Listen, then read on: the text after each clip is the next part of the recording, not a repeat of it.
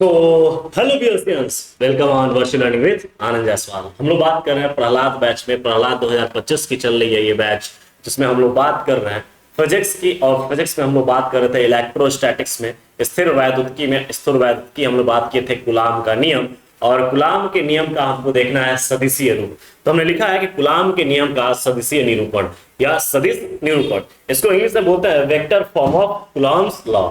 अब देखो, vector form of Coulomb's law का मतलब हो गया, वेक्टर मतलब हो गया दिशा। मतलब कि वहां पर जो दिशा के साथ बात करनी है आपको, और दिशा के साथ साथ अगर हम बात करें तो आपको पढ़ाया गया होगा, क्लास 11th में आपने पढ़ा है कि जो है सदिश राशि जो है, बल क्या है, एक सदिश राशि है। बल में क्या होता है कि दिशा के साथ साथ, मतलब कि परिणाम के साथ साथ दिशा भी संबद्ध होती है, जिसमें हम कहते हैं कि बल क्या है, एक सदिश राशि है। अब चूंकि यहाँ पर जो बात करनी है हमको, वो कूलाम का नियम का बात कर रहे थे, तो कूलाम के नियम के बात के साथ साथ हमको ये भी देखना है कि कूलाम के नियम का सदिशीय रूप कैसे लिखेंगे। अगर मान लो कि एक दूसरे पर जो है, एक आवेश के द्वारा दूसरे आवेश पर लगाया गया जो बल है, उस बल को एक दूसरे के सापेक्ष कैसे लिखेंगे और उनका सदिशीय रूप कैसे लिखेंगे। अब उस सदिशीय रूप को लिखने के लिए कूलाम का जो है कि सदिशीय निरूपण किया जाता है अक्ष के अकॉर्डिंग, जहां पर हम बात करते हैं कि माना कि दो बिंदु आवेश Q1 व Q2 है, जिनका मूल बिंदु के सापेक्ष जो है कि मूल बिंदु के सापेक्ष इनकी जो दूरी है, या मूल बिंदु के सापेक्ष इनकी जो बात चल रही है, वो जो दूरी है R1 वेक्टर वो वह R2 वेक्टर है। मतलब यहां पर देखिएगा, ये इनका मूल बिंदु यहां पर हो गया, और ये इनका आवेश ये Q1 है और ये Q2 है। अब इस मूल बिंदु से ये दूरी है R1 और ये दूरी है R2। अब यहां से अगर हम बात करें कि ये फिगर से तो हमको अच्छे से समझ में आ रहा है कि हमने जो है कि कोऑर्डिनेट लिया है, और ये कोऑर्डिनेट्स में अक्ष में x y और z लिया है, और यहां पर जो मूल बिंदु है जिस पर हमने लिखा है कि 0,0,0, जहां पर सबका जो है कि स्थिति पोजीशन क्या है, शून्य है। अब इस स्थिति पोजीशन के अकॉर्डिंग यदि अगर हम बात करें, ये देखो Q1 से अगर Q2 की तरफ अगर हम चल रहे हैं, या हम कह दें कि यदि आवेश Q1 के सापेक्ष Q2 की स्थिति, ये Q1 के सापेक्ष Q2 की स्थिति, अब Q1 के सापेक्ष अगर Q2 की स्थिति देखेंगे बाबू, तो यहां पर जो हो जाएगा वो स्थिति आनी चाहिए या होनी चाहिए R, और यहां पर हो जाएगा R21 वेक्टर, है ना। और यहां पर इसको लिखेंगे R2 minus R1, R2 vector minus R1 vector. अब यहां पर जो बात कर रहे हैं, इस बात को हम नीचे लिखेंगे भी। क्या हम लिखेंगे? हम लिखेंगे यदि आवेश, क्या लिखेंगे बाबू, यदि आवेश Q1 के सापेक्ष Q2 की स्थिति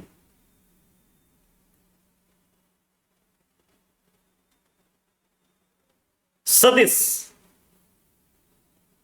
R21 वेक्टर हो तो,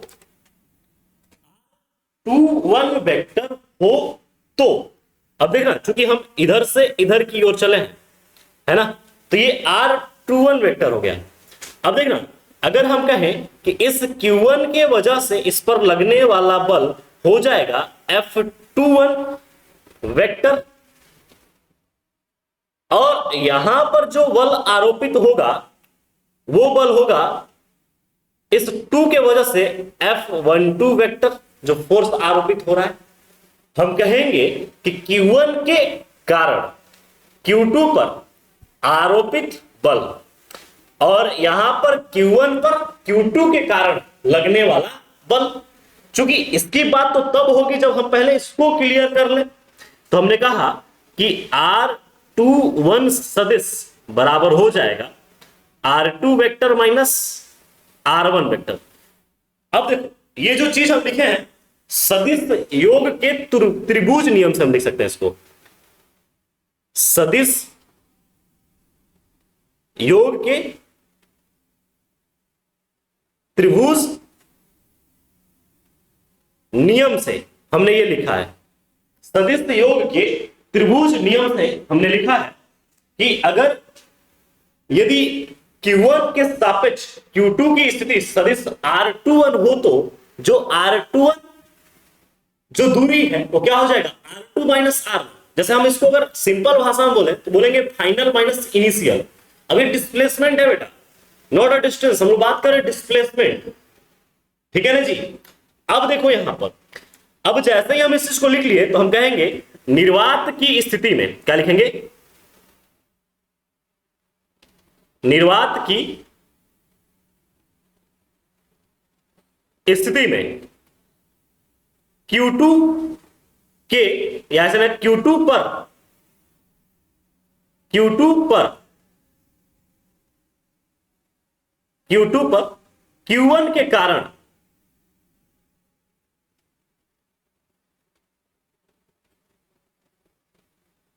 लगने वाला बल। अब ये जो बल लिखेंगे, ये बल लिखेंगे कूलाम के नियम से। तो चूंकि हम समझते हैं कूलाम का नियम जो है ये लिखा जाता है F is equal to 1/4 pi epsilon naught Q1 Q2 upon R square. ये हमारा जो है कूलाम का नियम है, कूलाम का सूत्र है।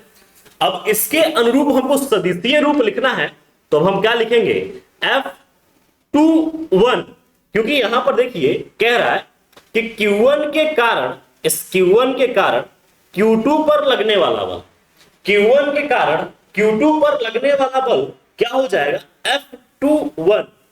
अब F21 लिखेंगे एज यूजुअल, ये जो है हमारा 1/4 pi epsilon not constant value है, ये वैसे ही रहना है। आवेश जो है सेम वैसे ही रहना है, Q1 Q2। अब जो चेंजेस आने हैं वो क्या हो जाएगा, R21 का स्क्वायर और multiply with R21 cap, R21 cap.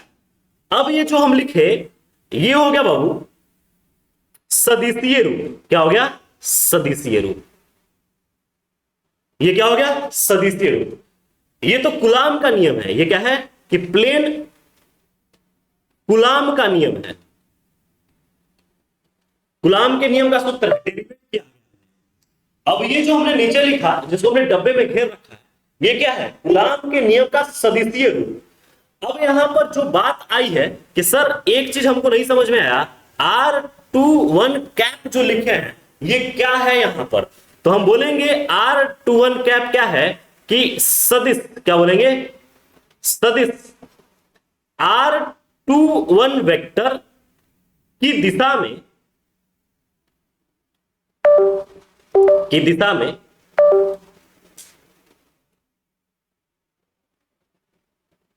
की दिशा में एकांक सदिश है।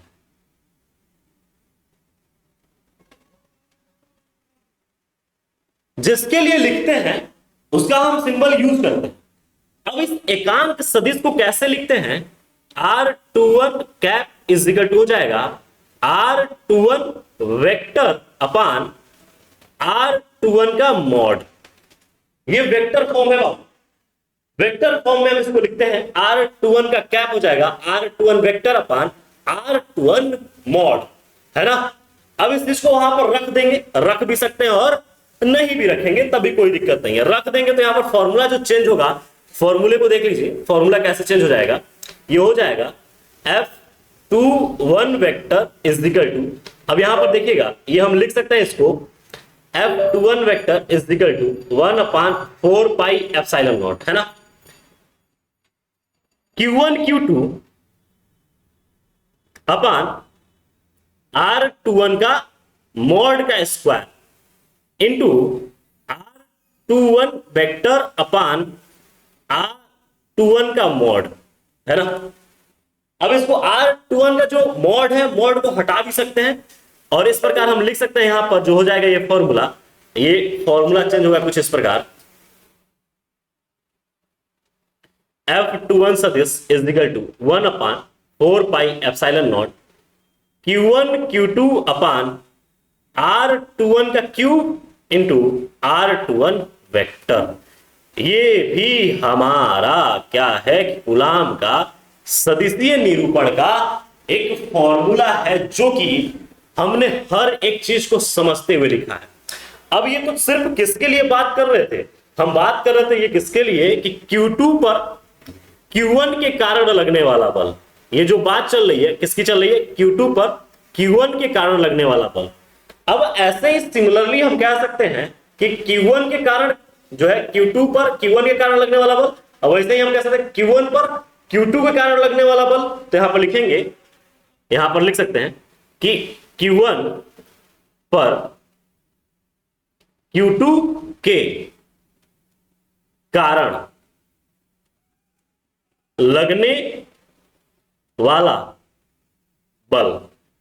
अब जैसे वहां पर निकाले सेम कहानी वैसी ही रहेगी, लेकिन एक बार ग्राफ को फिर से देख लिया जाए, फिगर को।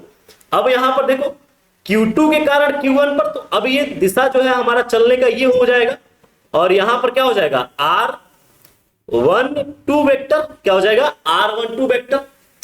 और यहां पर जो हम लिखेंगे पूरी कहानी क्या होगी, F12, क्या लिखेंगे F12 vector is equal to 1/4 pi epsilon naught, 1/4 pi epsilon naught Q1 Q2 upon R12 vector का होल स्क्वायर, है ना, इंटू R12 कैप। अब आप इसको जानते हो कि आप इसको खोलकर लिख सकते हो। अब चूंकि यहां पर हम R12 सदिश को लिख सकते हैं R1 माइनस R2, क्या लिख देंगे बाबू, R12 क्या लिखेंगे R1 माइनस R2, क्योंकि फाइनल माइनस इनिशियल के अकॉर्डिंग लिख देंगे। और पुनः इस चीज को यहां पर ऐसे भी रख सकते हैं कि F12 vector is equal to 1/4 pi epsilon naught Q1 Q2 upon R1 minus R2 vector का मॉड का whole square into R12 cap. ये भी तो लिख सकते हैं जी, कोई दिक्कत तो नहीं है, खोलना ही तो है, खोल के हमने लिख दिया इसका। सदिशीय निरूपण में हमको मैथमेटिक्स का थोड़ा ध्यान रखना पड़ता है, बेसिक मैथमेटिक्स का। अब यहां पर हम बात कर रहे हैं नोट पॉइंट में, यहां पर हम नोट पॉइंट में बात कर रहे हैं कि हम लिखेंगे यहां जो यहां पर बात कर रहे हैं R12 कैप सदिश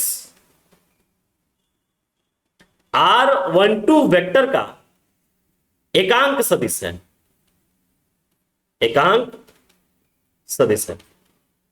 ऐसे ही पूरा एक एक करके लिखना होगा बोर्ड में, जब ये क्वेश्चंस आते हैं तो इसको पूरा पूरा ऐसे ही एक्सप्लोर करना होगा एक एक चीज को, ठीक है। अब यहां पर यदि हम कह दें कि जो ये वाला है इसको समीकरण 1 बोल दें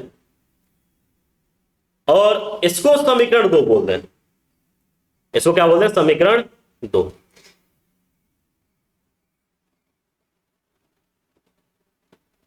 ठीक है ना, इसको समीकरण 2 बोल दिया। अब यहां पर हम लिखेंगे समीकरण 1 व 2 से जो ज्ञात हुआ,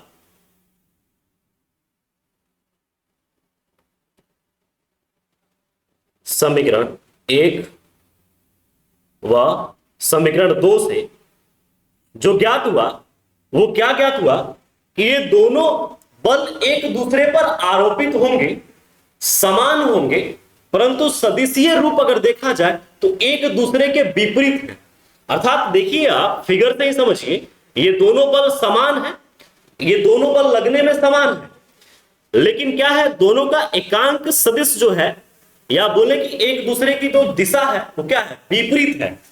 दैट्स वाई यहां पर जो लगने वाला बल होगा समीकरण 1 व 2 से देखने पर जो बल होगा F21 vector is equal to minus of F12 vector.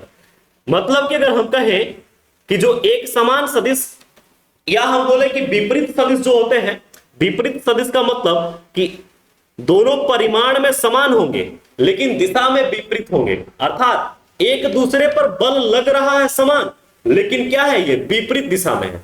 अर्थात यहां पर ये पता चलता है इस नियम के अनुसार कि प्रतिकर्षण या आकर्षण, मतलब कि दोनों चार्जों के बीच में कैसा बल लग रहा है, यहां पर उस बल को भी हम देख सकते हैं इस नियम के अनुरूप। तो यहां पर हम नोट पॉइंट में कुछ स्पेशल पॉइंट लिख रहे हैं, और स्पेशल पॉइंट हम लिख रहे हैं एक्स्ट्रा स्ट्रोक में, कि एक्स्ट्रा स्ट्रोक में देखिएगा यहां पर जो आपको सीखने को मिलेगा वो एक्स्ट्रा स्ट्रोक्स में आपको देखने को मिलेगा ये कुछ बातें, ठीक है।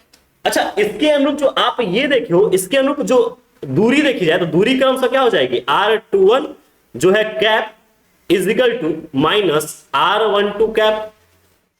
जो एकांक सदिश हैं वो एकांक सदिश भी क्या है, क्रमशः समान है लगने में, या देखा जाए दोनों का जो है परिमाण समान है, लेकिन दिशाएं विपरीत होने के कारण ये एक दूसरे के विपरीत है ना। अब इसका हम नोट पॉइंट में स्पेशल स्ट्रोक्स में कुछ लिख रहे हैं, एक्स्ट्रा स्ट्रोक्स में देखिएगा। हम लिख रहे हैं बाबू कि इस नियम से यह स्पष्ट है कि इस नियम से यह स्पष्ट है कि समान प्रकृति के आवेश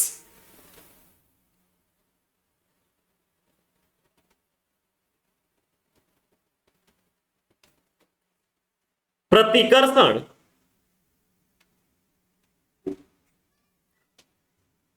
जबकि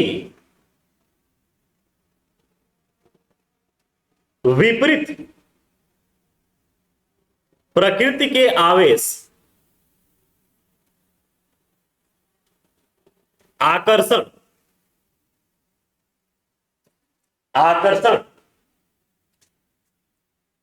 विपरीत प्रकृति के आवेश के मध्य, यहां पे थोड़ा सा लाइन को बैठाने के लिए लिख दिया जाए, के मध्य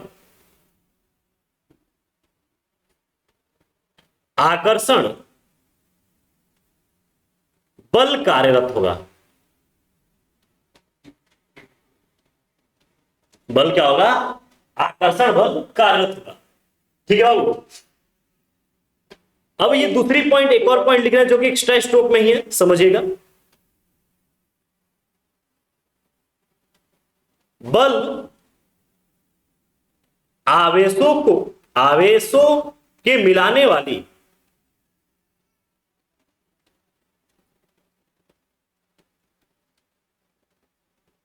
रेखा के अनुदिश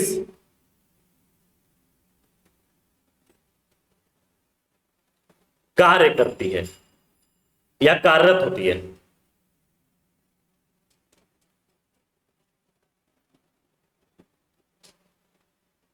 कार्यरत होती है। देखो यहां पर जो कि हम बात किए जो है vector form of Coulomb's law की, एकदम सिंपल फॉर्म में अगर हम बात करें कि vector form of Coulomb's law की, तो यहां पर एक दूसरे, अर्थात हम कहें कि यहां पर देखिए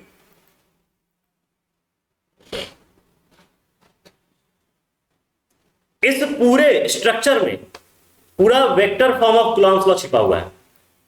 यहां पर देखिए इस स्ट्रक्चर को पूरा देखिए ध्यान से। इस स्ट्रक्चर में हमने कहा कि अक्ष के अनुरूप हम बात कर रहे हैं। क्यों? क्योंकि दिशा अर्थात सदिश, अर्थात हमको यहां पर दिशा के इंक्लूड या दिशा इंक्लूड करके बात करनी है। बल कार्यरत होंगे लेकिन कैसे? एक दूसरे के विपरीत या एक दूसरे के समान। तो यहां पर जो हम आवेश लेके चले हैं, ये आवेश समान प्रकृति के हैं और समान है। तो प्रकृति जब समान होगी तो एक दूसरे के विपरीत इनके जो लाइन ज्वाइनिंग है इसके अनुदिश एक दूसरे के विपरीत कार्य करेंगे परंतु समान कार्य करेंगे।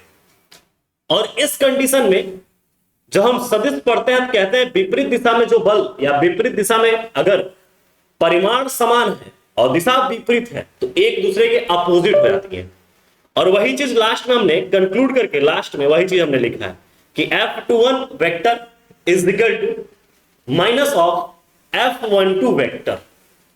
और यहां पे हमने स्ट्रोक पे लिखा भी है कि इस नियम से स्पष्ट होता है कि समान प्रकृति के आवेश प्रतिकर्षण जबकि विपरीत प्रकृति के आवेश क्या करेंगे? आकर्षण बल कार्यरत करेंगे। अच्छा, बल जो होगा इनकी लाइन ज्वाइनिंग के अनुदिश होगा। अब चूंकि यहां पर जो है यहां पर कूलॉम के नियम के अनुरूप ही हम यहां पर मान को रख के लिखे भी हैं। देखिए ये कूलॉम का नियम है और कूलॉम के नियम से ही हमने सदिशीय रूप रखा है, लिखा है।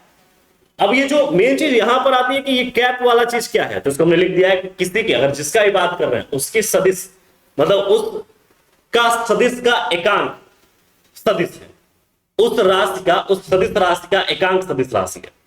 बात समझ में आ रही है? कोई दिक्कत नहीं। अब चूंकि इस टॉपिक पे हमको क्वेश्चन करने हैं, इसको फिर से एक बार अच्छे से आप बढ़िया से कंसंट्रेट होकर देख लीजिए, नोट्स बना लीजिए। वीडियो आपको हेल्पफुल लगी, मतलब कि लेक्चर हेल्पफुल लगे, तो आप इसको इसमें कमेंट करिएगा और लाइक करिएगा, शेयर करिएगा, साथ में सब्सक्राइब का बेल आइकॉन दबा के जाइएगा, जिससे क्या होगा कि बाबू अगला जो लेक्चर आएगा उसका नोटिफिकेशन जल्दी आपको मिल जाएगा, आप आराम से एक एक लेक्चर देख लेंगे। ठीक है, तो यहां पर ये चीजें हमने कवर किया, vector form of Coulomb's law, तो इसको ध्यान से देख लीजिए एक एक चीज करके। ठीक है, एक टॉपिक, बेहतरीन टॉपिक और बोर्ड में पूछे जाने वाला ये एक अच्छा टॉपिक है। ठीक है, तो मिलते हैं नेक्स्ट क्लासेस में। So thank you dear students.